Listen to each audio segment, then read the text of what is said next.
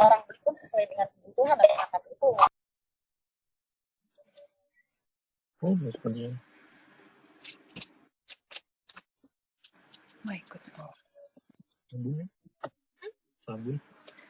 Kemarin saya lupa mengingatkan bahwa Anda mengisi daftar hadir juga di Google Form. Saya yakin Anda sudah punya link untuk itu ya.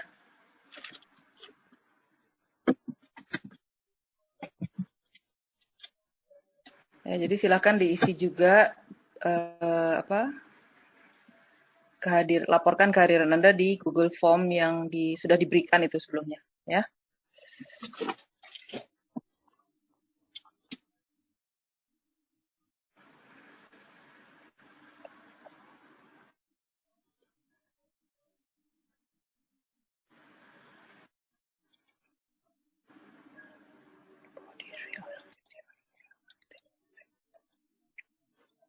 Baik, saya langsung share screen aja ya, kita mulai aja kuliahnya. Hari ini topiknya adalah goal programming ya.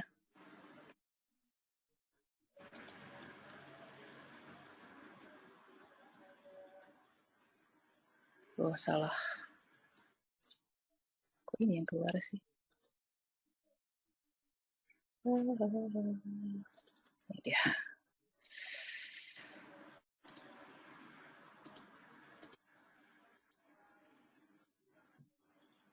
Oke.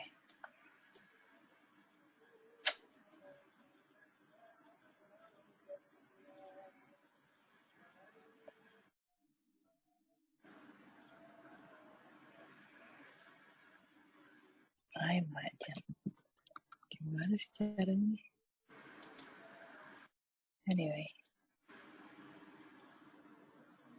Ya, mudah-mudahan sudah terlihat ya, goal programming.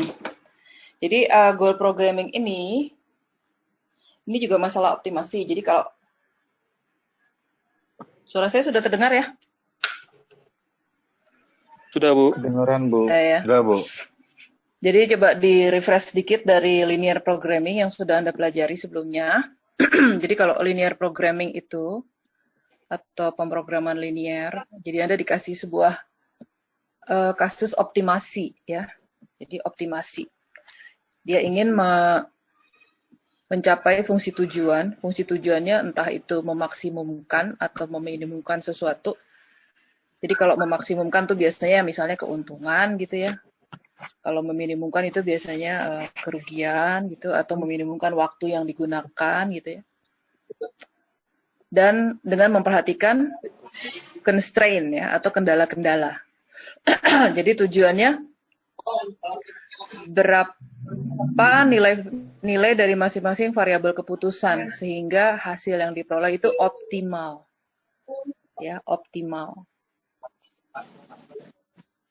Kemudian Anda diperkenalkan kepada metode grafik, kemudian ada simplex, ya, ada metode big M, mungkin sempat juga revise simplex gitu ya.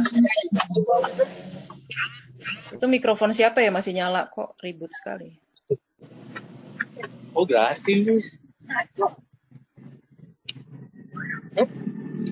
Oh, sepi. Gratis. Tuh, saya silakan gratis bagi yang mau.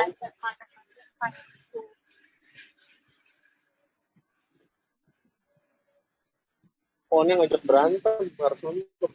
Ini aja bang, rasa nih gue bang. Oh, kita? Gue tertuh aja gitu ya.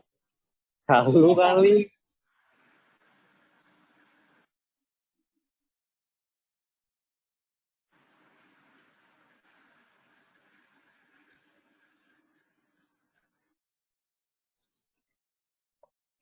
Ya. Nah, kalau goal programming ini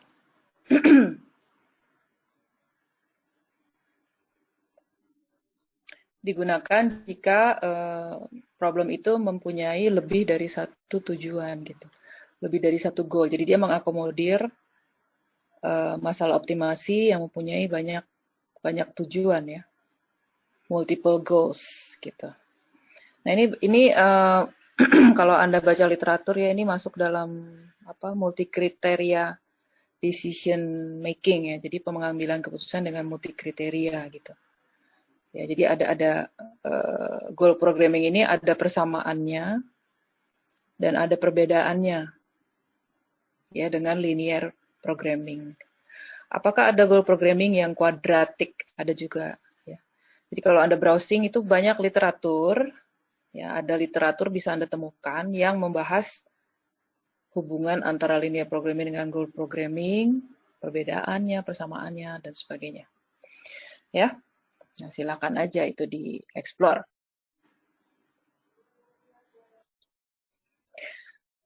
Oke. Jadi goal programming ini model matematis ya. Ini kuantitatif juga ya. Dia sama dengan pemrograman linear tapi memungkinkan adanya tujuan ganda. Jadi tujuannya bisa lebih dari satu. Kalau linear programming kan satu tujuan itu. Ya. Memungkinkan tujuan, ada target-target lain gitu, ada target-target lain. Jadi tidak jarang gitu ya ketika mau mengambil keputusan, tidak hanya mau mengambil maksimum. Jadi misalnya saya mau, misalnya ada sebuah perusahaan menjual produk A dan produk B gitu ya. Ingin mendapatkan keuntungan maksimal, jadi maksimumkan fungsi tujuannya, Z-nya adalah keuntungan. Berapa jumlah produk A, berapa jumlah produk B harus dihasilkan supaya keuntungannya maksimal. Tentunya ada data keuntungan setiap unit produk gitu. Nah, tujuan gandanya apa? Misalnya, oke, kita dapat keuntungan maksimal tapi dengan syarat produk A paling sedikit 100 unit. Misalnya seperti itu. Itu adalah goals. Ya, jadi dia akan menginginkan keuntungan maksimal. Keuntungan maksimal kan bisa didapat hanya dengan memproduksi produk B saja, misalnya seperti itu. Tapi dia mau, oke, keuntungannya maksimal tapi produk A harus terpenuhi paling sedikit 100 unit. Nah, itu adalah goals gitu. Nah, kemudian bisa didefinisikan penalti. Kalau jumlah 100 unit itu tidak tercapai, misalnya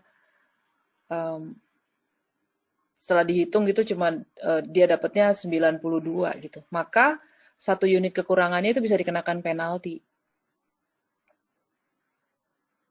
Ya, nah penalti itu nanti mengurangi keuntungan yang diinginkan kan gitu. Jadi misalnya harus 100 unit tapi tidak bisa tercapai, tercapainya 92. Maka perusahaan kena denda lah istilahnya begitu ya. Kalau target 100 terpenuhi 92 berarti ada kekurangan 8 ya. Maka penaltinya 8 kali penalti per unitnya berapa gitu. Yang tadinya keuntungannya dapat 1 juta gitu, karena ada penalti ya harus dikurangi dengan penalti tersebut. Gitu ya. Kadangkala ada juga yang ketika targetnya terlampaui gitu. Jadi misalnya dia targetnya 100 unit itu. Tapi tercapainya 110 unit gitu. Nah, perusahaan belum tentu senang ya dengan hal itu gitu. Kenapa? Karena kelebihan unit itu justru bisa menuntut perusahaan untuk mengeluarkan biaya tambahan. Misalnya kalau itu barang gitu ya. Tentu dia barang besar gitu, tentu dia kalau 10 unit, kelebihan 10 unit, nah dia harus memikirkan gudang untuk menyimpan yang 10 unit itu. Misalnya kapasitas gudang dia memang 100 kan gitu. Nah yang kelebihan itu nanti kena denda juga, bisa juga. Ada juga yang kelebihan tidak kena denda, bisa juga. Ya. Ya, kalau overachievement kena denda ya berarti mengurangi fungsi tujuan juga gitu. Ya jadi itu goal programming ya.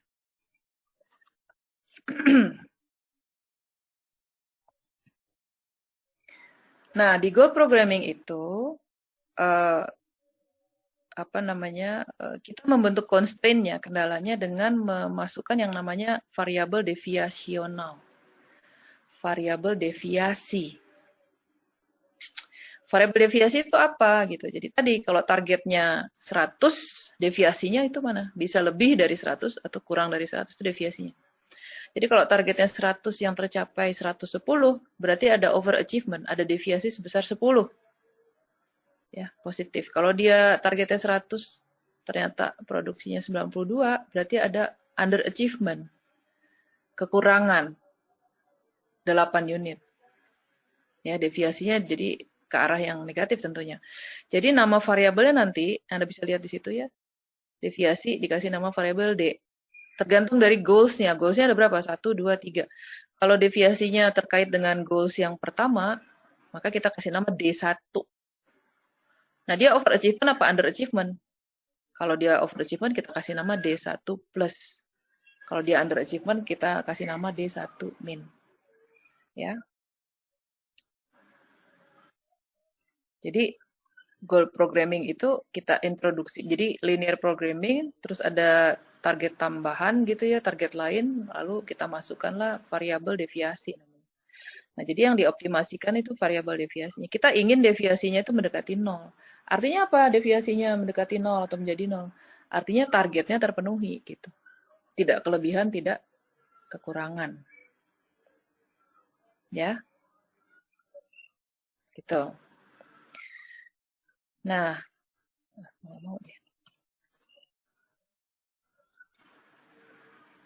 ada beberapa varian goal programming. Secara umum ada 3 ini ya. Jadi ada weight goal programming, ada preemptive goal programming, ada prioritized goal programming gitu. Ya, kalau weight goal programming, jadi berbobot. Jadi goalsnya dikasih bobot lagi gitu. Kalau enggak ya dianggap bobotnya 1. Nah, bobot ini nanti dikalikan dia menjadi koefisien ya, koefisien dari variabelnya. Gitu. Preemptive artinya apa? Nah, goals itu kan kita bisa punya goals lebih dari 1 ya, 1, 2 atau 3 goals. Nah, dari goals yang lebih dari 1 itu bisa saja kita tentukan gitu. Mana yang goals yang paling penting? Mana goals yang prioritas? Misalnya G1, G2, G3. Oh, prioritasnya G2, berarti itu dulu dipenuhi. Baru yang lainnya. Gitu. Itu kalau dia pakai prioritas. Kalau enggak ya dikerjakan saja gitu. Yang penting goals-nya terpenuhi atau tidak. Yang ketiga itu prioritized, kurang huruf I ya, goal programming. Nah, di sini kombinasi antara weight, goal programming, dan prioritas. Bisa ada bobot dan sekaligus prioritas ya. Nah, bagaimana sih karakteristik formulasi dalam goal programming gitu ya? Jadi kalau misalnya linear programming karakteristiknya gimana?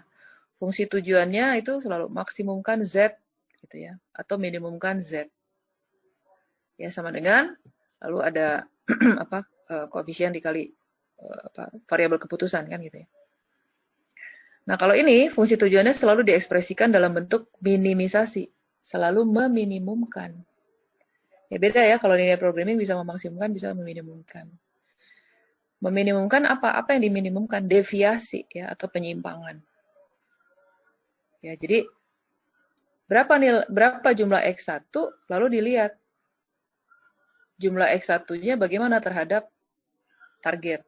Deviasinya gimana? Kelebihan atau kekurangan gitu. Kemudian ada 2 variabel deviasional. Di linear programming nggak ada variabel deviasional. Ya. D1 min, D1 plus, D1 min berarti deviasi dari goal ke 1 dan itu menunjukkan underachievement ya atau penyimpangan di bawah atau kekurangan. D1 plus berarti deviasi dari goal ke 1 kelebihan.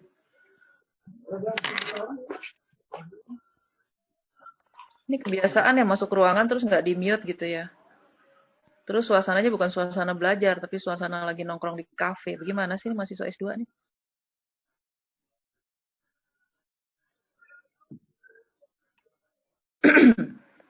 Ya, jadi ada 2 variabel deviasional. Kemudian, fungsi kendalanya dapat diklasifikasikan menjadi fungsi kendala teknik, fungsi kendala tujuan. Ya, fungsi kendala teknik itu terkaitan dengan kapasitas teknis. Jadi biasanya apa? Keterbatasan sumber daya. Itu yang kalau di linear programming itu X1 plus 2X2 lebih kurang atau sama dengan 10. Berarti kan X1 ditambah 2X2-nya tidak boleh lebih dari 10. Itu kan kendala sumber daya ya.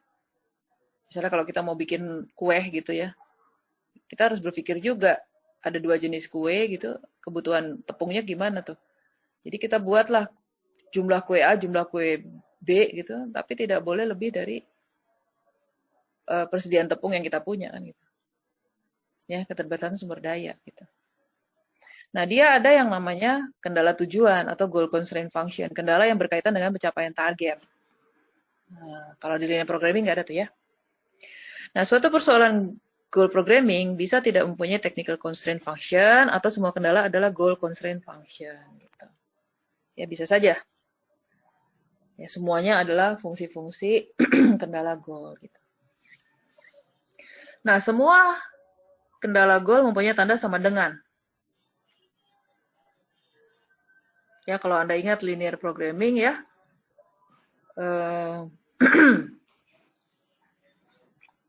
Dalam bentuk umumnya kan, kendalanya itu kan kalau nggak lebih kecil sama dengan, kalau nggak ya lebih besar sama dengan, atau sama dengan.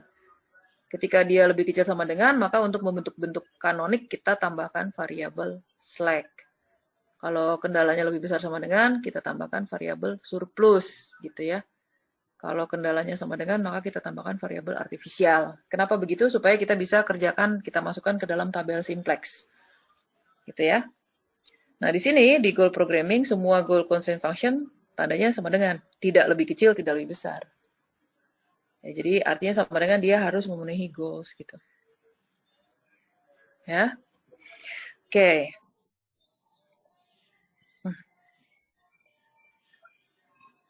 Nah, ini ada asumsi-asumsi. Jadi, kalau kita mau melakukan optimasi, ya tentunya yang namanya masalah di dunia nyata itu tidak serta-merta bisa dimasukkan ke dalam model, gitu ya. Tapi kita harus lakukan asumsi-asumsi. Nah, di sini ada asumsi, ada additivity, proportionality, divisibility, divisibility, dan certainty gitu ya. Di sini additivity assumption implies that the level of penalization for undesired difference variable from a target level does not depend on the levels of unwanted difference variable from the other goals. Ya, jadi artinya mereka tidak saling bergantungan gitu antara satu target dengan target lain ya. Ya, proportionality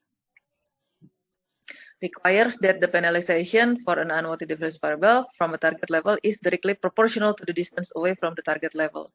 Jadi penalisasinya ya, hukumannya itu proporsi ya terhadap seberapa jauh nilai yang didapat kalau dibandingkan dengan target tadi. Targetnya 100 dapatnya 92 kan gitu. Targetnya 100 dapatnya 110 gitu. Nanti penaltinya itu ya proporsional ya. Dengan seberapa besar, seberapa jauh si hasil itu terhadap targetnya. Divisibility, this assumption applies that the all decision variables should be free to take any value within their stated range. In example, a decision variable cannot be forced to take an integer or a discrete value. Artinya apa? Tidak harus itu dia nilainya integer gitu ya. Bisa aja goal programming integer bisa. Jadi seperti linear programming jadi integer programming kan. Linear programming tapi mau variabelnya bulat. Kalau variabel keputusan yang menyangkut jumlah manusia tentunya tidak bisa pecahan. Ya, maka dia harus bulat gitu ya. Tapi di sini tidak harus bulat gitu. Artinya tidak dikatakan begitu. Mungkinkah dia dipaksa harus bulat ya bisa juga. Gitu. Tapi kemudian dia menjadi integer programming kan. Certainty. This assumption implies that all the data coefficients are known with certainty. Jadi koefisien-koefisien dari setiap datanya ada, diketahui gitu ya. Jadi kita nggak tebak-tebak dari awal gitu ya. Ya, jadi kalau dia harga biaya produksi per unit ya jelas ada biaya produksinya berapa gitu. Karena biaya produksi itu nanti kan berpengaruh berpengaruh kepada constraint ya, pada constraint gitu. Dan mungkin juga kepada fungsi tujuan tentunya. Oke. Nah, prinsipnya apa? Prinsipnya si goal programming ini ya. Satisfying, optimizing, dan ordering or ranking. Satisfying artinya apa? Jadi kita ingin hasilnya itu nanti memenuhi. Jadi ketika kita dapat nilai variabel sekian-sekian, dia memenuhi target. Jadi satisfied, memenuhi, memuaskan. Optimization implies looking for a decision which gives the best possible value of some measure of performance from amongst the set of possible decisions. Ya, jadi hasilnya itu nanti kita mencari hasil. Jadi kita punya kumpulan keputusan gitu, nanti hasilnya itu merupakan the best possible value gitu ya. dari sekumpulan keputusan itu. Kemudian ordering or ranking. Ordering or ranking is important in the lexicographic goal programming. Lexicographic itu tadi yang preemptive ya. Because it is assumed that the ranking of the goals in order of importance to the decision maker exists and is known or able to be estimated by the decision maker. Jadi ini prinsipnya si goal programming itu. Ya. Nah, bentuk umum goal programming itu seperti ini ya. Jadi minimumkan, tadi kan minimumkan ya. Minimumkan Z sebenarnya sigma WIPI DI minus plus DI positif, ya. Itu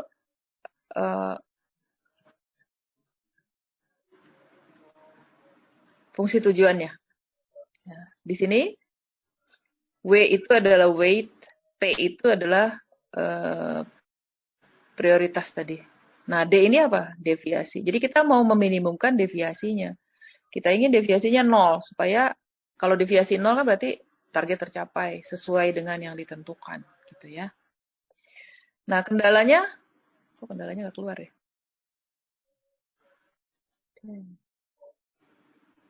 Nah, nanti kita cari. Nah, ini dia. Kok gini sih? Nah, ini kendalanya nih di bawah nih. Sigma AIJ XIJ. Nah, XIJ ini apa? XIJ ini variabel keputusan dari si linear programming-nya. Ya, yang dulu yang biasanya disebut X1, X2, X3 dan seterusnya. AIJ itu koefisiennya. Ya, kalau misalnya kue jenis A memerlukan 2 kg tepung variabelnya X1, maka kita sebut 2X1. Jadi kalau kuenya butuhnya 1 unit itu 2 kg misalnya gitu ya. Maka kalau 2 unit berarti kan 2 kali 2 kg. Kalau 3 unit kan berarti 3 kali 2 kg gitu ya. Ini XIJ ini adalah si variabel keputusannya. Kemudian plus DI min, min DI plus. Nah, kenapa plus DI min? Ya kalau targetnya kurang dari berarti harus ditambahkan kan. Jadi dia plus DI min. Kalau dia kelebihan harus dikurangkan, maka min DI plus. Nah, itu harus sama dengan BI. BI itu apa? Targetnya berapa? Kalau targetnya 100, BI-nya 100 gitu ya. Kemudian XIJ, DI min dan DI plus lebih besar sama dengan 0. Jadi tidak ada nilai negatif di situ. Ya, jadi kelebihan itu, kalau overachievement kelebihan 100 jadi 110, berarti DI plusnya 10 ya gitu. Tapi kalau 100 targetnya dapatnya 92, bukan berarti minus 8 kekurangannya. Kekurangannya berapa? Kekurangannya 8. DI minnya 8. Ya, jadi variabel deviational nilainya tidak pernah negatif ya. Nah, yang namanya weight itu harus positif, tidak boleh 0, tidak boleh negatif. Kalau 0 kan menjadi koefisien dari deviasi ya, jadi deviasinya nggak kebaca nanti ya. Jadi 0 aja gitu. Nah, ini bentuk umumnya ya. Nah, struktur umum model GP, nah, Anda lihat di sebelah kiri, kalau goals-nya AIJ, XJ-nya kurang dari atau sama dengan BI, maka variabel deviasi yang harus diminimumkan adalah DI plus gitu ya. Kalau dia lebih besar sama dengan BI, yang harus diminimumkan adalah DI min. Nah, kalau dia sama dengan, maka variabel deviasinya harus diminimumkan adalah DI min plus DI plusnya harus jadi minimum gitu ya. Tuh, oke. Nah, ini sedikit aja ya, kita lihat preemptive goal programming. The goals are ranked from the most important goal to the least important. Jadi kita, misalnya kita punya goal 1, goal 2, goal 3. Belum tentu goal 1 itu yang paling penting kan gitu. Kalau yang paling penting itu ternyata goal 3, kedua penting goal 1, ketiga penting goal 2, maka kita urutkan goal 3, goal 1, goal 2 gitu. Yang mana yang harus dipenuhi terlebih dahulu? Ya goal 3 gitu. Setelah goal 3 dipenuhi, barulah kita boleh berpikir tentang goal 2. Goal 2 dipenuhi, barulah kita berpikir tentang goal 3 gitu ya. Preemptive goal programming procedure starts by concentrating on meeting the most important goal as closely as possible before proceeding to the next higher goal and so on to the least goal ya. The achievement function for the general preemptive goal programming model is given as minimumkan juga ya, minimumkan Z sigma PI dalam kurung DI min plus DI plus. Nah, ini tadi kan kalau yang bentuk umum di atas tadi itu kalau dia pakai bentuk umumnya betul kan jadi WIPI ya. Jadi ada bobot, ada prioritas. Nah, ini kalau preemptif bentuk umumnya seperti ini, yang prioritas. Oke, nah ini yang berbobot.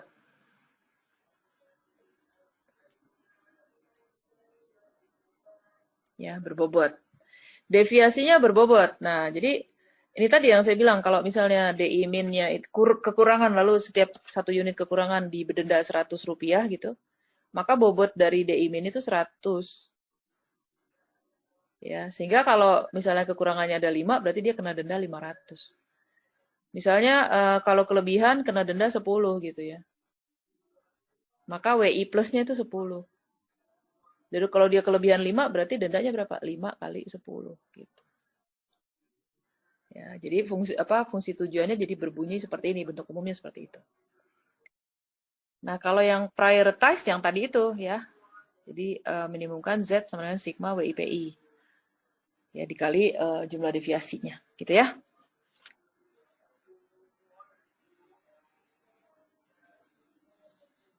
Tuh. Nah, komponen dari goal programming, dari model goal programming itu adalah kendala ekonomis, ya bersifat fisik, berkenaan dengan sumber daya harus dipenuhi, gitu. Misalnya jumlah jam produksi per minggu harus sekian, gitu ya. Misalnya kalau jam kerja itu kalau shiftnya 3 kan berarti tinggal dihitung aja seminggu berapa tuh kan. Oke, itu namanya kendala ekonomis. Kemudian ada kendala goal. Nah ini yang tadi yang terkait dengan target gitu. Nah nanti di sini ada variabelnya berkenaan dengan target. Nah ini bisa dia ubah. Jadi misalnya saya punya model linear programming mau mengambil keuntungan sebesar-besarnya dengan menjual kue A dan kue B gitu ya.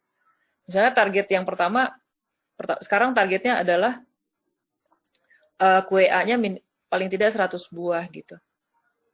Nah, itu bisa kita ubah, misalnya target kita ganti, kue B 75 buah. Bentuk linear programmingnya sama, masih yang itu. Ya. Jadi itu kendala goalnya bisa diubah atau dimodifikasi gitu ya. Nah, fungsi tujuannya meminimumkan jumlah deviasi berbobot dari nilai target. Hal ini selalu menjadi tujuannya, meminimumkan jumlah deviasi. Ya, nah fungsi tujuan ini tentunya menjadi tidak sama dengan fungsi tujuannya linear programming. Ya. Nah, langkah-langkahnya ini.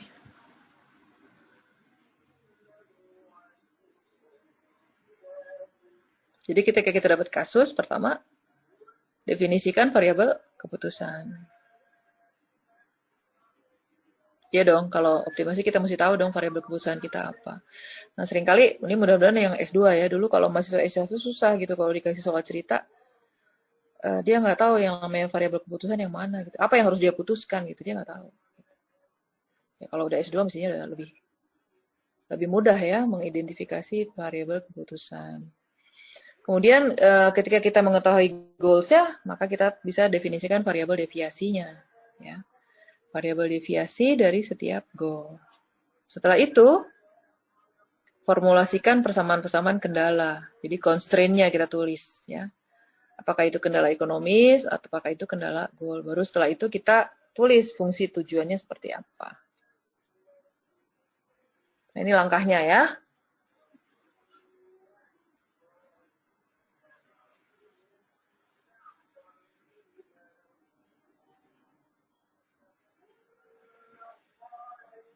Oke. Nah, terminologi dalam goal programming, jadi ada variabel keputusan sama dengan yang ada pada formulasi linear programming-nya. Di sini ada lagi yang namanya variabel deviasi. Ya, jadi variabelnya ada 2 macam ya.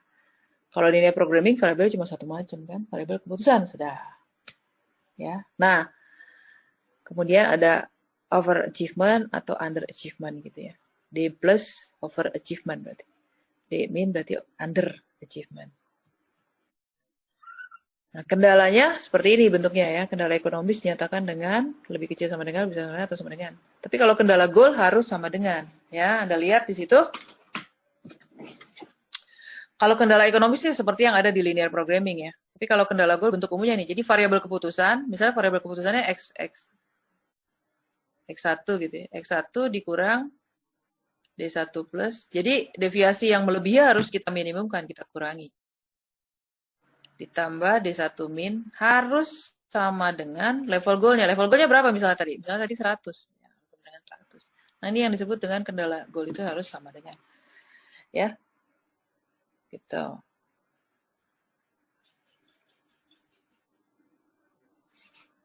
Ya. Nah ini ada contoh. Ini ada 2 halaman nih. Jadi ada sebuah perusahaan menetapkan goal kinerja bulanan dari tim sales.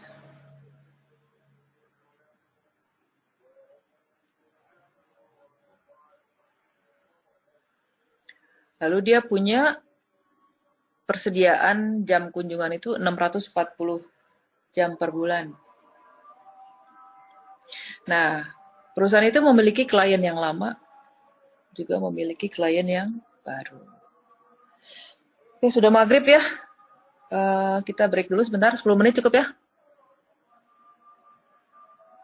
Ya, cukup, Bu. Cukup, Bu. Ya, break maghrib dulu, silakan. 10 minutes.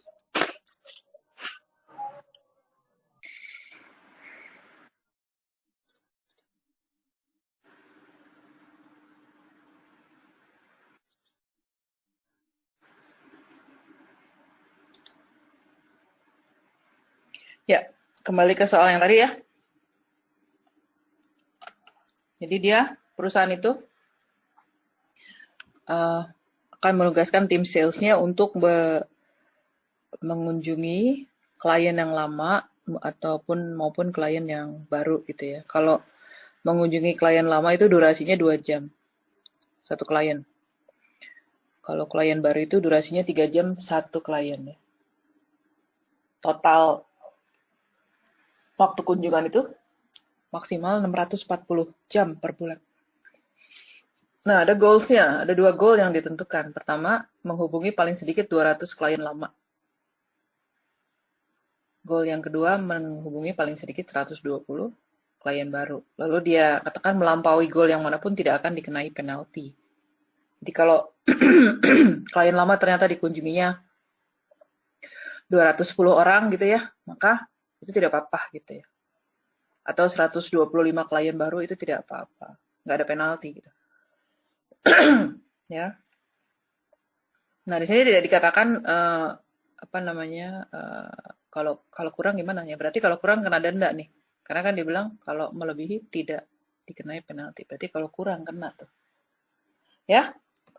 Nah, langkah pertama apa tadi? Menentukan variabel keputusan. Nah, silakan Anda pikirkan apa yang menjadi variabel keputusan di sini.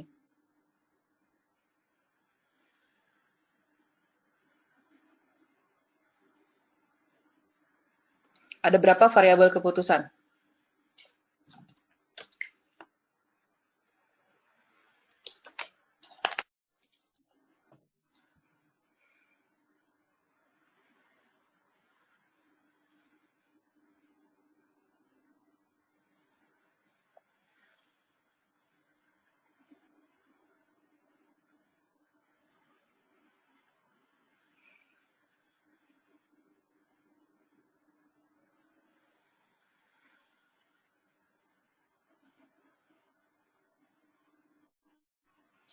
Ada berapa variabel keputusan? 2, Bu. 2, yaitu 200 klien lama dan 120 klien baru. kalau sudah ada angkanya berarti bukan variabel lagi dong. Itu goal-nya, ya kan? Tapi variabel keputusannya apa? Anda ingat linear programming kan? Ada variabel keputusan. Di sini variabel keputusannya apa? Silakan. 1, Bu. 1? Apa 1 itu?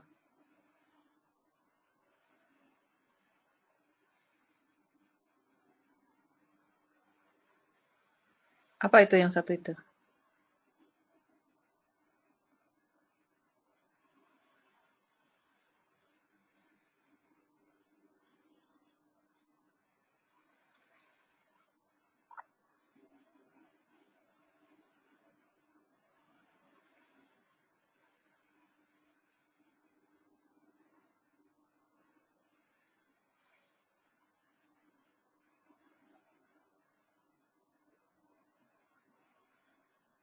Siapa tadi menjawab satu? Saya X1 plus X2 sama dengan 640. Ya, apa yang menjadi X1, apa yang menjadi X2? X1-nya itu klien lama, X2-nya itu klien baru. Ya, jumlah klien lama, jumlah klien baru. Itulah yang menjadi variabel keputusan ya.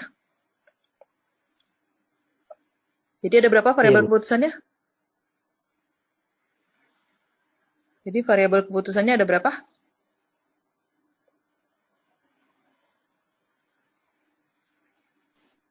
Dua, Bu. Ada 2. Ya, jadi yang menjadi variabel keputusan adalah, jadi nanti kan kita harus menentukan berapa banyak klien baru harus dikunjungi dan berapa banyak klien lama harus dikunjungi. Itu keputusannya kan. Jadi variabel keputusannya adalah jumlah klien lama, jumlah klien baru. Nah, kemudian baru dikasih nama gitu ya. Jumlah klien lama misalnya ya, jumlah klien lama diberi nama X1. Jumlah klien baru diberi nama X2. Gitu loh. Ya. Nah, itu variabel apa namanya keputusannya. Oke. Terus goals-nya ada berapa? Ada berapa goal yang dimaksud di sini? 2, Bu. 2, yaitu Menghubungi paling sedikit 200 klien lama sama menghubungi paling sedikit 120 klien baru. nah itu. Ya, jadi nanti kalau kita dapat nilai X1, misalnya X1 adalah jumlah klien lama gitu ya, maka X1-nya harus 200 gitu. Kalau dapatnya 180 berarti underachievement, ya kan? Kalau dapatnya 210 berarti overachievement gitu. Ya. Oke, terus goalnya ada 2. Nah, goalnya ada 2 berarti variabel deviasinya ada berapa?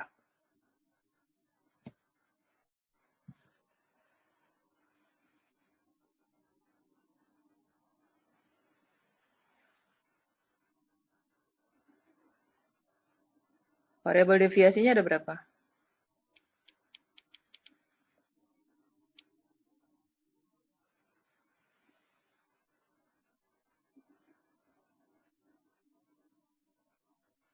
Halo? Ada 2, Bu. Ada 2. Dikasih nama apa?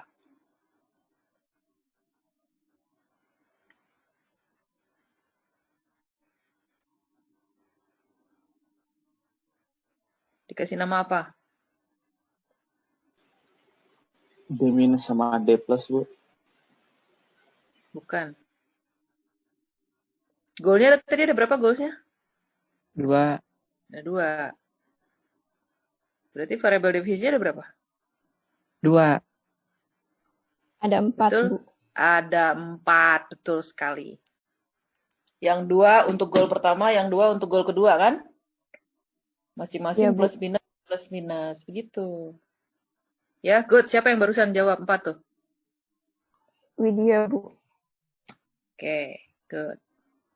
Ya. Oke, jadi kita udah punya bahan-bahan itu ya. Nah, ini langkah-langkahnya tadi kan, definisikan variabel keputusan. Anda sudah punya 2 variabel keputusan. Definisikan goal, Anda sudah tahu ada 2 goal. Definisikan variabel deviasi, Anda sudah tahu ya. 2 goal berarti kita punya variabel D1, D2 masing-masing, D1 plus D1 min, D2 plus D2 min. Gitu ya. Kemudian formulasikan parameter model goal programmingnya, kendala ekonomis, kendala goal, fungsi tujuan. Nah, kita udah bisa susun kendala ekonomis karena kita sudah punya variabel keputusan, ya kan? Kendala goal juga kita udah bisa susun karena kita sudah punya variabel deviasional. Fungsi tujuan bisa kita susun karena kita juga sudah punya variabel deviasional. Nah, ini karena ini ada 2 variabel keputusan. Tadi kan variabel keputusannya adalah jumlah klien lama, jumlah klien baru. Berarti kan 2 variabel. Nah, kalau 2 variabel itu bisa diselesaikan pakai grafik. Ya. Sumbu X, sumbu Y gitu kan ya. Satu sumbu untuk variabel yang satu, yang satunya lagi variabel yang lain. Oke. Nah, Ini tadi menetapkan variabel keputusan. Jadi variabel keputusannya tadi sudah betul ya, menghubungi paling sedikit 200 klien yang sedang ditangani. Jumlah klien lama adalah variabel keputusannya, minimal 200 klien lama adalah goal-nya. Ya, kemudian jumlah klien baru itu variabel keputusan. Minimal 120 klien baru itu adalah goal. Ya, nah kemudian supaya enak kita kasih nama. Kita kasih nama ya. Nanti kalau ada soal modeling Anda harus jelas ya. Jangan tahu-tahu langsung kasih X1, X2, X3. Ya, nyatakan dulu X1 itu apa, X2 itu apa, X3 itu apa ya. Nah, di sini pada contoh ini X1 menyatakan jumlah klien lama, X2 menyatakan jumlah klien baru. Tadi klien lama, mengunjungi klien lama berapa, durasinya berapa lama ya? Kalau nggak salah 2 jam ya. Mengunjungi satu klien baru itu 3 jam durasinya. Ya, itu nanti adalah koefisien ya, koefisien dari si variabel keputusan. Kemudian goal 1, goal 2-nya misalnya didefinisikan seperti ini, goal 1, goal 2. Oke, langkah 2. Nah, variabel deviasi, nah ini kita punya kan, 4 ya, D1 plus, D1 min, D2. Nah, tadi goal pertama apa? Mengunjungi klien lama paling sedikit 200. Berarti D1 plus artinya apa? Jumlah klien lama yang dikunjungi melampaui goal. Jadi lebih dari 200. D1 min apa? Jumlah klien lama yang dikunjungi kurang dari goal. Ya, D2 plus kalau jumlah klien baru lebih dari 120, D2 min kalau jumlah klien baru kurang dari 120. Ya, ini langkah 2 nih, variabel deviasi. Langkah 3, formulasi model goal programmingnya gitu dari 640. Tadi teman-teman kita tadi yang laki-laki tadi X1 plus S2 sama dengan 640. Ya, tidak tepat ya seperti itu ya. Jadi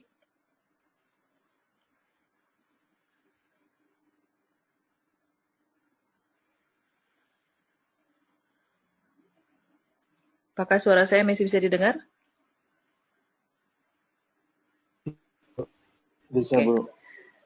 Jadi kendala ekonomisnya kan tadi terkait dengan sumber daya. Sumber dayanya apa? Ketersediaan waktu mengunjungi klien dalam 1 bulan, yaitu 640.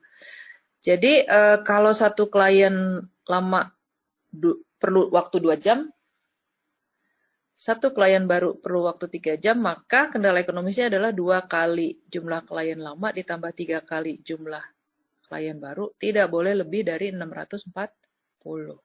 Ya, maka constraint-nya begitu, kurang dari atau sama dengan 640.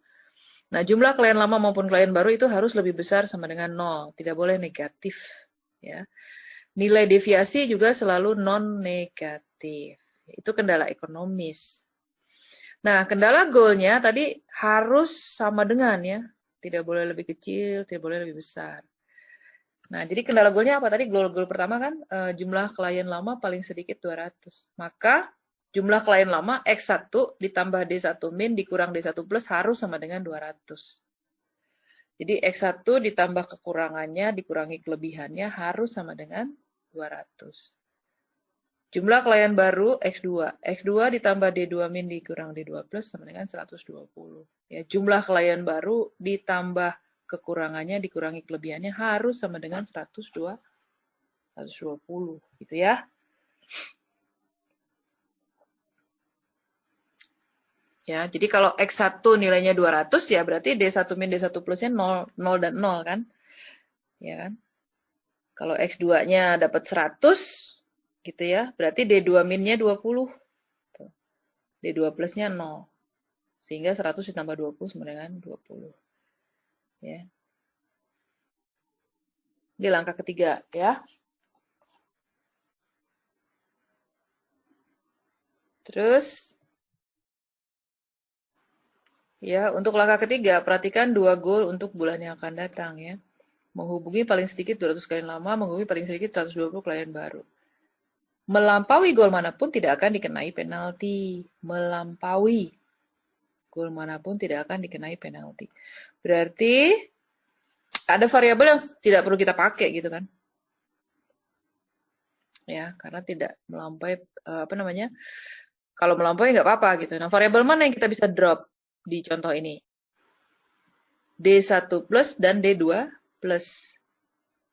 Ya, karena dia bilang kalau lebih nggak apa-apa gitu, nggak ada masalah gitu. Ya, jadi sehingga fungsi tujuannya menjadi seperti itu, meminimumkan Z sama dengan D1 min plus D2 min. Seandainya overachievement-nya juga kena denda, maka dia ikut diminimumkan. Jadi minimumkan Z sama dengan D1 min plus D2 min plus D1 plus D2 plus. Ya, jadi semua deviasinya harus diminimumkan gitu. Tapi karena di contoh ini kelebihan tidak apa-apa, maka fungsi tujuannya menjadi meminimumkan Z sebagai jumlah dari semua under achievement gitu. Ya, ini langkah 3 nih. Jadi langkah 1, langkah 2, langkah 3. Nah, jadi formulasinya begini, minimumkan Z ya dengan kendala seperti itu. Nah, ini adalah model goal programming dari soal yang tadi.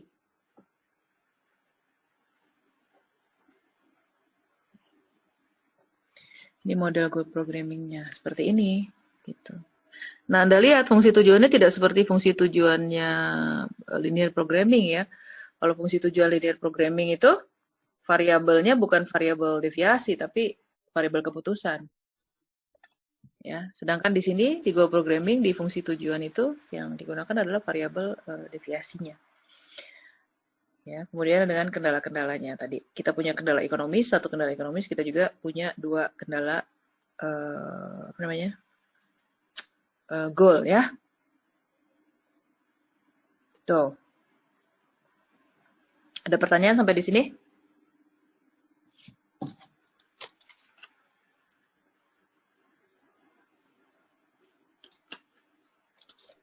Ibu mau nanya, Bu. Hmm? Sebenarnya definisi dari variabel deviasi itu apa ya, Bu? Tadi kan di depan udah dikasih. Jadi misalnya ini target nih. Ya. Ini target nih. Gitu. Misalnya targetnya berapa tadi? 100 gitu ya. Ternyata setelah dapat perhitungan gitu di sini,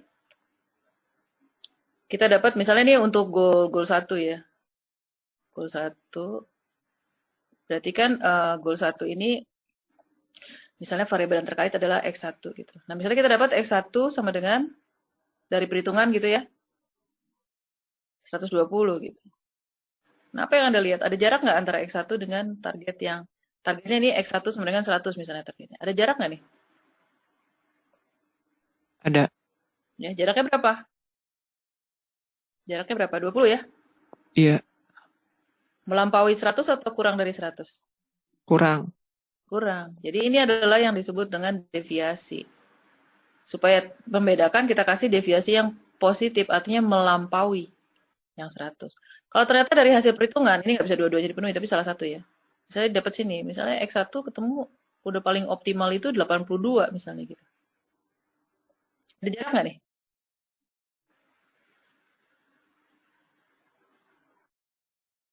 Jaraknya berapa? 18. 18 gitu. Kurang dari target apa lebih dari target ini 82 ini? Kurang. Kurang, makanya dikasih supaya membedakan dengan tadi dia di minus. Jadi yang ini adalah under achievement kalau ini yang dicapai. Kalau yang di atas dicapai berarti dia over achievement. Jadi deviasi itu apa tuh? Jadi kalau kita punya target, nanti dia bergeser gitu dari nilai target itu. Ya kan? Penyimpangan, Deviasinya Bu. berapa besar kan gitu ya. Ya, penyimpangan bahasa Indonesianya. Kan tadi di depan juga udah ada. Ya? Sudah bisa menjawab belum? Sudah, Bu. Baik, Bu. Jadi kita menginginkan penyimpangan itu mengecil. Kalau penyimpangan mengecil kan berarti semakin mendekat kepada target ya. Ya kan? Syukur-syukur penyimpangannya 0 gitu. Kalau penyimpangan 0 ya berarti target tercapai. Gitu.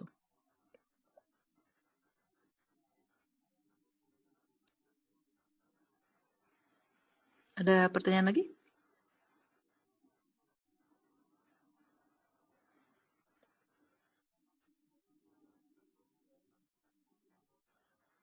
Ya, jadi perbedaannya dari dari linear programming itu, kalau linear programming cukup kita dapat berapa X1 berapa X2 gitu. Selesai.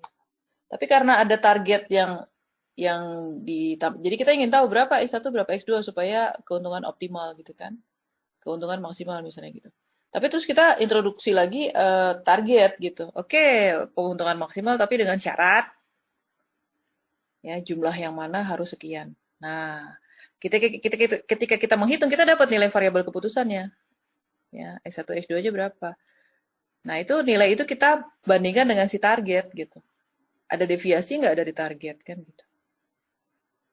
Nah, goal programming bertujuan untuk meminimumkan deviasi dari si nilai variabel keputusan itu terhadap target. Gitu ya. Oke. Nah, ini bisa diselesaikan kan ya? Ya. Kita pakai grafik deh. Nah, ini kita lihat persamaan yang pertama dulu ya. Pertidaksamaan pertama itu 2x1 plus 3x2 lebih kecil sama 640. Ini kita buat jadi persamaan.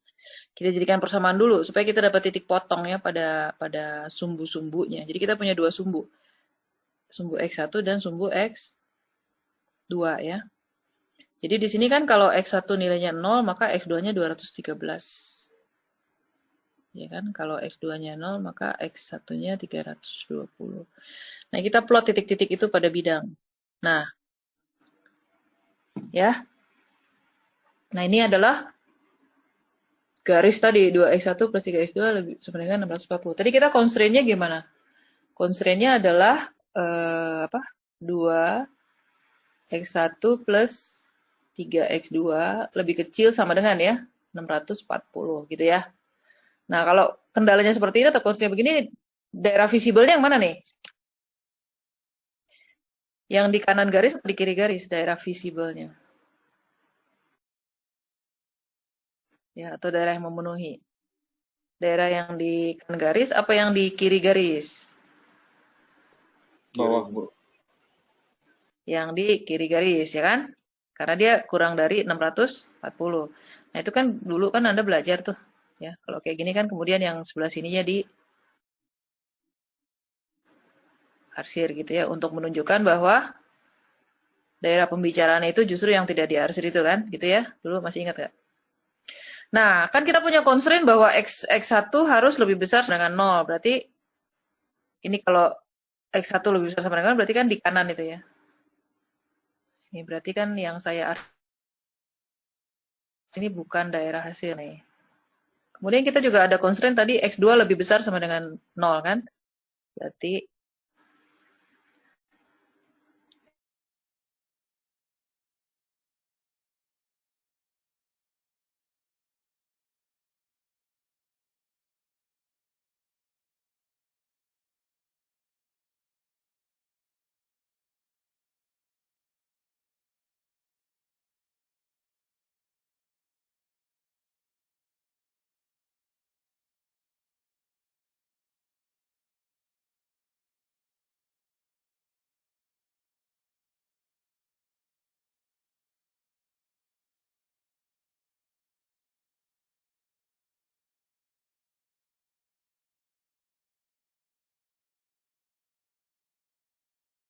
grafik yang pertama tadi ya, yang visible region, oke. Yang ini ya.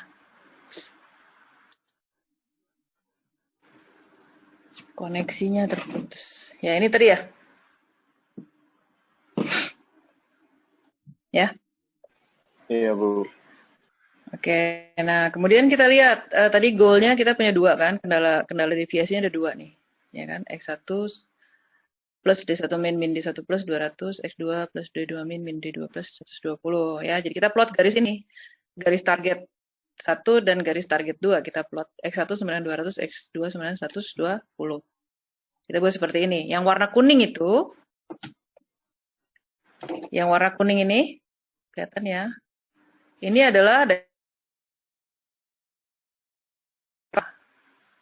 x1 sama dengan 200.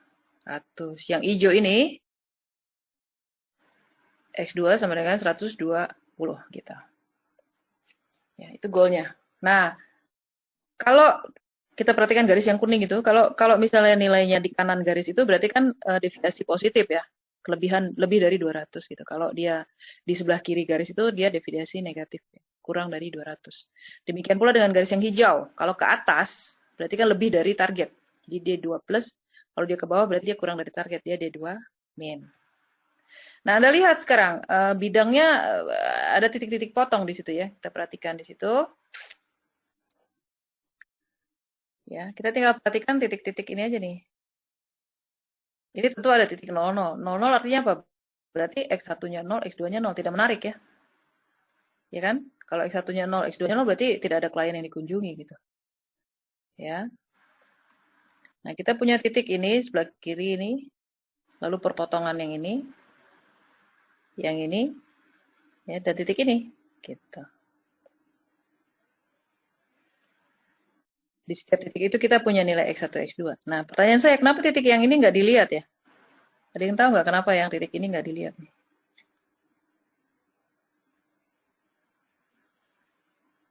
Itu kan titik X1-nya 200, X2-nya 120 gitu kan.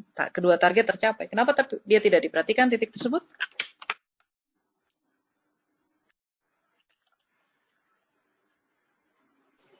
Deviasinya nggak ada, Bu. Oh ya, deviasi nggak ada, bagus dong berarti. Target tercapai. Kenapa titik itu tidak bukan menjadi solusi gitu? Luar fungsi tujuan, Bu. Di luar, bukan di luar fungsi tujuan, di luar daerah. Iya, di luar daerah visible, ya. Ya kalau di luar daerah visible nggak mungkin kita pakai gitu. Coba aja. Tadi kan kendala ekonomisnya apa?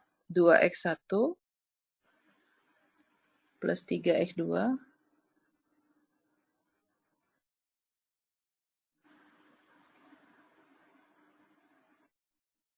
lebih kecil sama dengan berapa?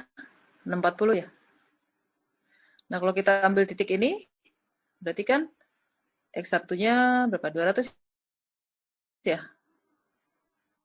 X2-nya 120. Hasilnya berapa nih? 400 ditambah 360, 760. Ya, ini kan tidak lebih kecil dari 640 ya. Jadi dia bukan masuk solusi gitu, tidak masuk dalam solusi kita. Ya, gitu. Jadi 4 titik itu aja yang harus dilihat. Nah, 4 titiknya harus kita apa? Kita cari titik potong ya. Kita cari titik potong. Titik ini misalnya ini adalah X1-nya berapa nih? X1-nya 0 ya. X2-nya berapa? 120.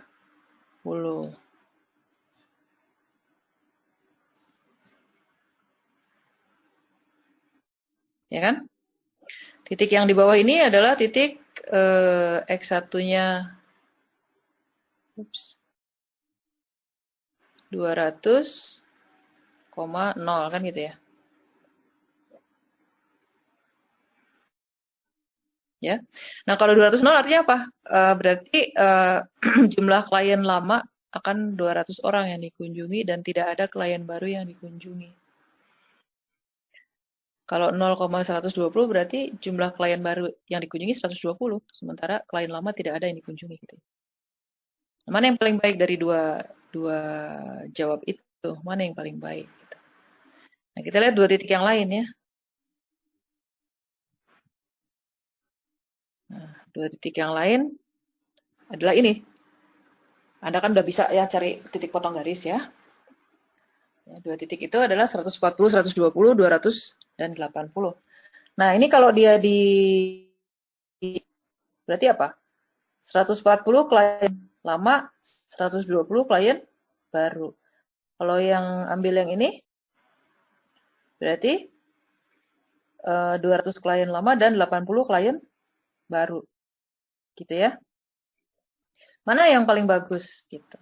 Nah, kita lihat mana yang deviasinya paling kecil. Kan kita mau minimumkan deviasi. Ya kan? Nah, ini jadi kita punya sebenarnya menarik juga melihat ini, tapi kadang-kadang orang nggak mau karena ada angka nolnya gitu.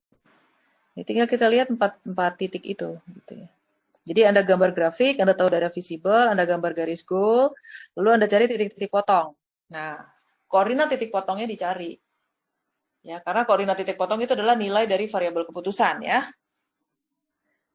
Oke. Nah, kita perhatikan yang saya nggak punya tabelnya di sini ya. Kan tujuannya adalah meminimumkan D1 min dan D2 D1 min plus D2 min kan tadi ya. Di atas seperti itu kan fungsi tujuannya. Nah, untuk titik 1,40 yang ini dulu ya, 140,120. D1 minnya 60, D2 minnya 0. Kenapa D1 minnya 60? Karena tadi target untuk mencapai jumlah klien barunya adalah 200 kan. Klien lama. Ya, X1-nya kan 200 gitu. Sementara yang di titik itu adalah 140, berarti ada D1 minnya 60. Nah, berarti tujuannya fungsi nilai Z-nya adalah 60 ditambah 0 gitu, 60 gitu ya. Nah, kalau kita ambil titik yang kedua, ini berarti 200 klien lama plus 80 klien baru gitu ya. Karena klien lamanya 200, X1-nya 200, berarti D1 minnya 0. Tapi klien barunya kan tadi targetnya 120. Ya. Sementara di sini angkanya berapa? 80. Berarti kekurangan 40. Z sama dengan 0 ditambah 40. Ini nilainya 40. Mana yang lebih kecil? Z mana yang lebih kecil? Yang ini kan, titik optimal ini 280. Berarti model tadi ya hasil yang optimal adalah mengunjungi berapa? 200 klien lama dan 80 klien baru gitu. Gitu. Jadi kita lakukan inspeksi terhadap titik-titik yang ada gitu ya. Terus kita lihat mana yang memberikan total deviasi yang paling kecil. Itulah hasil yang optimal gitu ya. Nah, jadi kita dapat tuh X1 9200, X2 sama 80. Nah, X1 9200 berarti goal 1 tercapai, ya kan? Tadi goal 1 kan 200 orang klien lama. X2 sama dengan 80 berarti goal 2 tidak tercapai. Ya. Nah, di situ kan berarti ada underachievement-nya, D2 min-nya 40, yang lainnya 0 ya. Jadi deviasinya kalau kita pilih ini ya 200 klien lama dan 80 klien baru deviasinya 40 gitu. Nah kalau misalnya kekurangan satu orang aja didenda Rp5 gitu, berarti berapa yang harus dikeluarkan biayanya untuk deviasi ini ya 5 kali 40 200 ya. Rp200 harus dibayar gitu ya karena tidak mencapai target gitu ya. Oke, jadi itu goal programming. Silahkan kalau ada pertanyaan.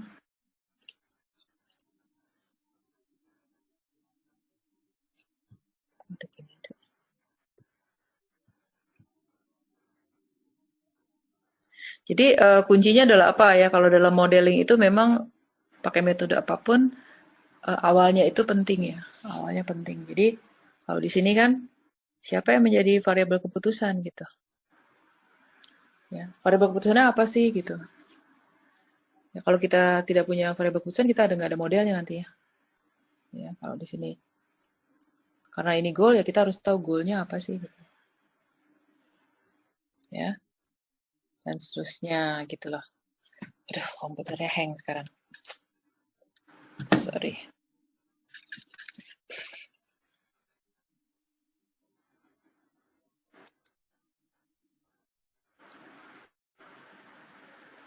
Oke.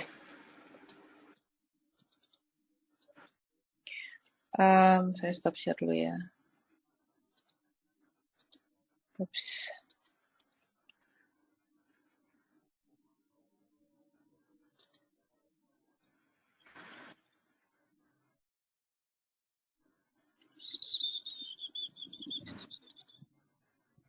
Udah di mana ya?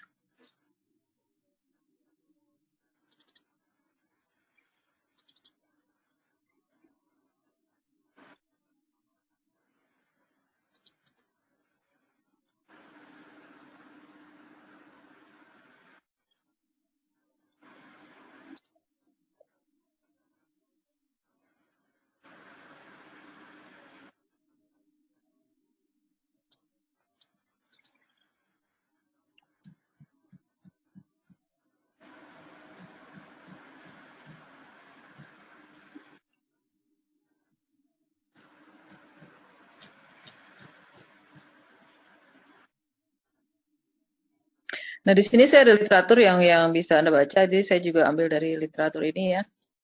Silakan nanti untuk detailnya bisa dibaca di situ. Ini menarik, dia kasih referensi, jadi Anda bisa telusuri sampai ke referensinya gitu ya.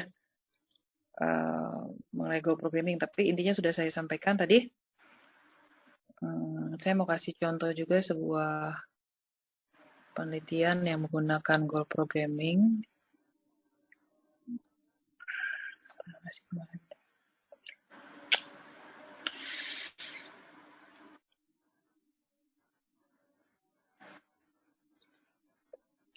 Mungkin ada di antara Anda juga pernah menemukannya gitu ya.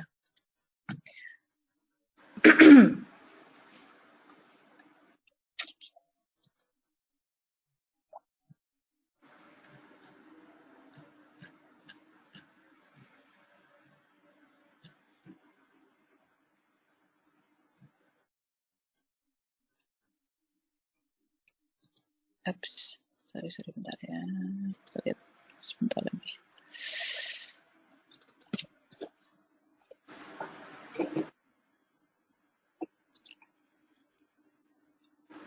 Ya, ini bisa jadi bahan bacaan. Nanti saya posting juga di apa namanya?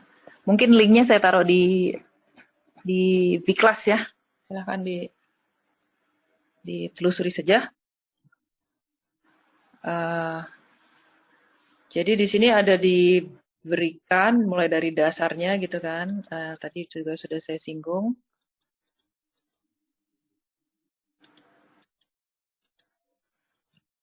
Dan dia di sini ada banyak merefer kepada berbagai literatur, jadi akan sangat menarik kalau Anda telusuri sampai ke literatur tersebut ya untuk mendapatkan informasi yang lengkap, gitu ya. Nah itu biasanya kan nanti kalau mau bikin tesis kan seperti itu ya. Jadi harus ada apa namanya literatur study ya, ada tinjauan pustaka kan, tinjauan pustaka. Jadi mungkin ini bisa jadi contoh juga buat Anda. Cuman ini kan sifatnya teori ya, jadi bukan penelitian ya. Jadi di sini ada this paper presented a survey of current methods for LGP, linear goal programming, and limitation of LGP in general. Ya, limitation of linear goal programming in general. Ya. The question that one would ask at this point is which procedure is the best. Nah, kemudian dia menyatakan bahwa dia sudah study itu apa namanya literatur yang membandingkan berbagai teknik LGP. Ya, dia juga sudah membandingkan dalam hal algoritma. Cuma kita di sini nggak bahas dari sisi algoritma ya, kita bahas dari sisi modelingnya saja. Ya, nah itu silakan nanti dibaca-baca. Nah, satu lagi, ini ada literatur berbahasa Indonesia. Mungkin bisa menjadi gambaran ya kalau nanti membuat tugas akhir gitu. Manajemen bencana berbasis riset operasi masalah penugasan sukarelawan dengan goal programming gitu. Jadi dia mau menugaskan sukarelawan, jadi dia mau membuat model. Berarti kan ada, kalau udah kayak gini kan pasti dalam bayangan Anda mestinya sudah, oh ini berarti ada menyangkut jumlah ya, jumlah orang kan gitu. Ya, di sini ini menarik juga ya. Artikelnya dalam bahasa Indonesia saya ketemu nih kemarin, ada juga yang dalam bahasa Inggris banyak ya. Nah, dia menetapkan fungsi objektif, fungsi tujuan, seperti sama dengan tadi ya, program tujuan, maksudnya model matematiknya, kemudian variabel deviasinya apa gitu ya. Nah, di sini mendefinisikan himpunan ya, himpunan sukarelawan, himpunan tugas, dan himpunan semua blok waktu. Jadi ada shift-nya. Nah, dia bikin variabel keputusannya seperti ini. Ya, 1-0 decision variable ya. Jika sukarelawan mengerjakan tugas, yang kalau 0, jadi kalau tidak mengerjakan tugas. Nah, variabel ini kelebihan sukarelawan yang mengerjakan tugas J pada waktu K. Kekurangan sukarelawan. Berarti ini bicara soal apa? Overachievement dan underachievement. Gitu ya. Variabelnya dia definisikan seperti ini. Ya. Kemudian dia ada pakai parameter. Parameter itu nanti berpengaruh pada penentuan jumlah karyawan.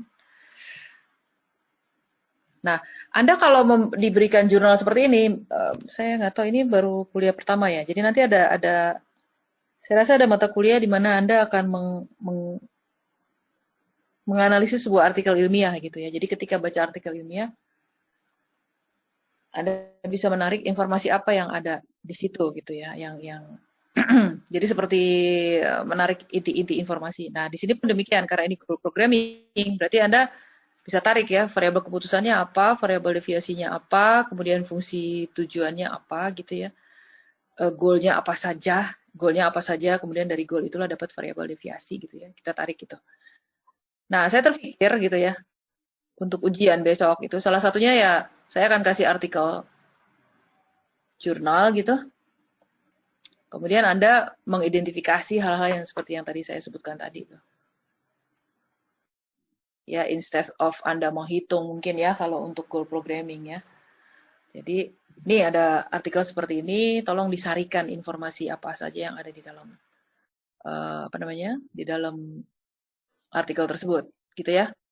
Nah, ini nanti saya kasih aja nih, saya kasih linknya nanti di Vkelas ya, dari hari ini bisa Anda perlu nggak tuh? Atau nggak usah? Nggak usah lewat Vkelas ya?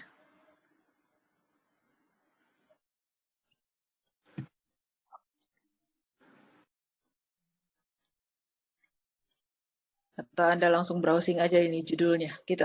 Gimana? Tolong dijawab. Kalau memang nggak perlu, Boleh, Bu.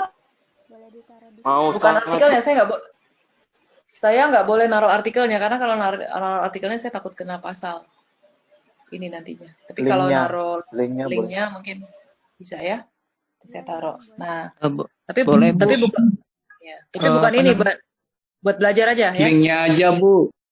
Mm. Ya Bu, linknya boleh dikirim ke Tri, nanti Trinya kasih ke Setuju, grup Bu. kelas Bu.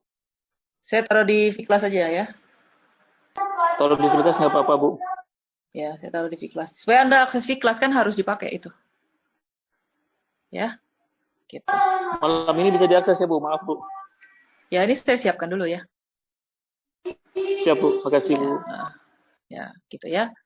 Oke, jadi kurang lebih seperti itu. Nah, yang satunya lagi kan Markov ya. Markov mungkin ya ada hitung-hitungannya lah sedikit ya.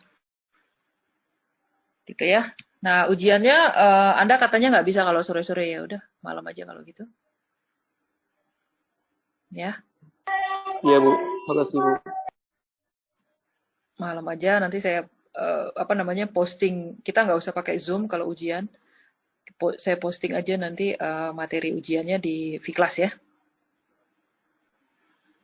Baik, Bu. Ya, oke. Baik, Bu. Nah, pastikan bahwa Anda sudah terdaftar di Vkelas tersebut.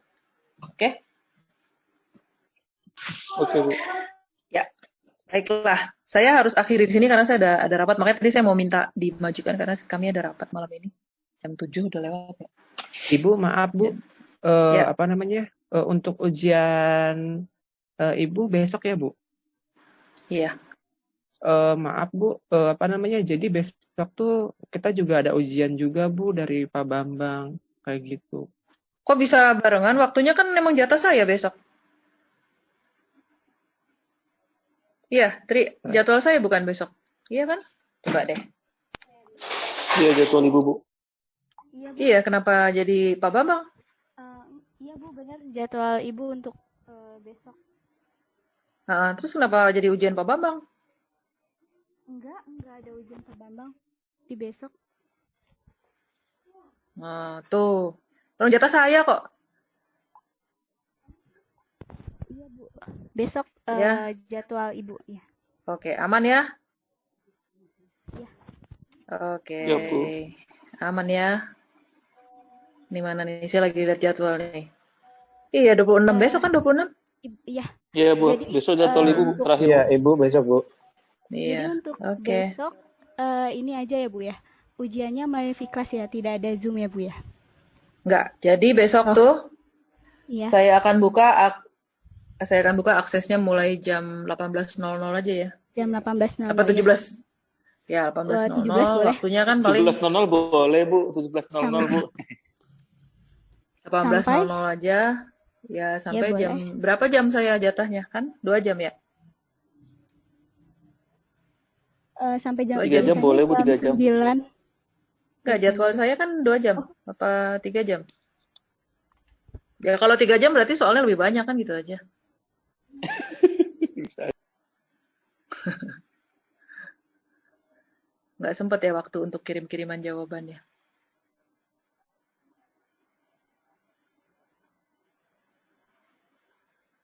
Ya, jadi pokoknya besok akses saya buka jam 18.00 ya. Ya kalian siap-siap lah. Terus Ya, Bu. jawabannya di kertas, jadi siapkan kertasnya dari sekarang. Saya lebih suka pakai lembar folio bergaris lah itu ya. Punya kan semuanya. Tulis tangan itu nanti pakai bolpen, kemudian di scan kan bisa pakai handphone ya. Scan-nya disimpan dalam bentuk PDF, lalu dikirim, di-submit lagi di kelas itu. Ya, jadi tolong waktunya diatur, manajemen waktu ya. Jangan banyak alasan lah gitu intinya. Ya, baik Ibu. jadi disiapkan tuh alat-alatnya. Jadi kalau di foto kan pakai cam scan, nanti dikasih nama, nanti saya kasih tahu aturan penamaannya. Kemarin tugas juga udah begitu kan, supaya nanti ketika saya download, saya bisa lihat langsung kelihatan nama mahasiswa dan sebagainya itu, ya. Open book apa close book ya? Kalau udah begitu mah ya kamu di close booking juga pasti open book kan.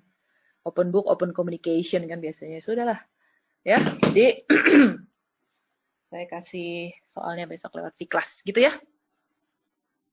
Oke? Betul, Bu. Oke. Ya. Ya, baik. Oh iya, daftar hadir hari ini gimana ya? Saya bikinnya gimana? Tunggu dulu sebentar. Ini sebentar. Baiknya gimana ya? Start. Momentum. Mudah-mudahan bisa.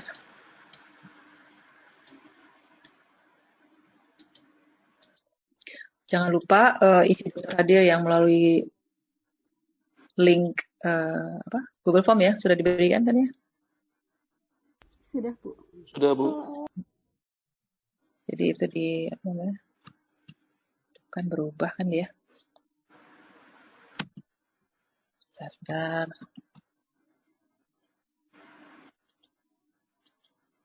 Gimana sih?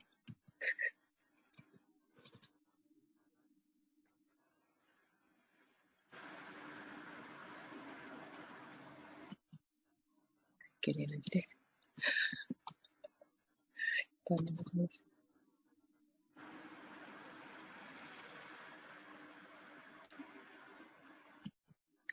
Muridnya banyak banget ya, 40 berapa sih?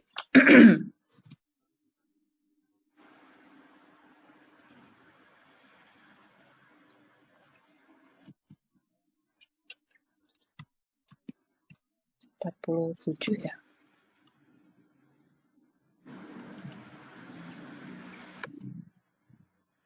(47) ya, 47 orang ya. Oke, baiklah. Saya tutup ya sesi hari ini. Selamat belajar, jangan lupa tetap protokol kesehatannya dilaksanakan ya. Oke, selamat malam. Malam. Malam Bu. Terima kasih, Bu.